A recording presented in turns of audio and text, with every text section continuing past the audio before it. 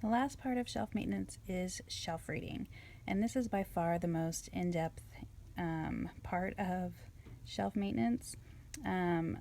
If you are watching this video, hopefully you have already gone through all of the training that's needed for shelf reading.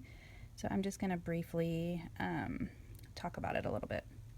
So basically, I usually do, I don't know, several books at a time, and I'm going to go ahead and check the top part of the call number and make sure it's the same. The second row is the same, and then when we get down to the third row, that's usually when it is different. So C comes before G, I comes after G, so those are in the correct space, and then we start with M, and then I'm going to go to the next section. I'm going to look and see BS 1430.2. These are all M16, 613. And then if it is the same books in a volume set like this, both volume 1 is going to come before volume 2. And then we're just going to keep going. So M and then O. And P comes after that. P37, P37, and then P47. So that's in the correct order.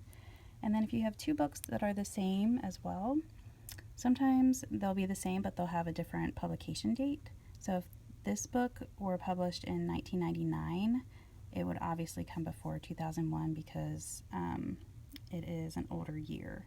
So just keep that in mind. But basically, however you want to do it, if you want to look at the entire shelf and check to make sure that they're all BS first, and then do the next row of 1430.2, and then just find the end of that, because sometimes it's easy to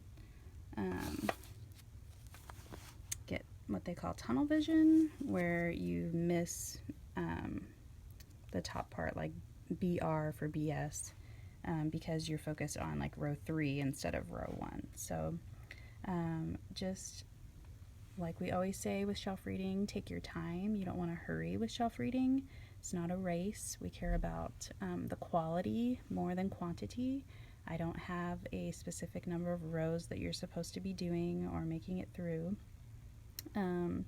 So just take your time and do your best, and hopefully we'll find any books that are out of place, because a book that's out of place is essentially a lost book. So we want to try to avoid that. We want to make sure that we know where our books are, so that way when our students need them, they're easy to find and they're in the right place.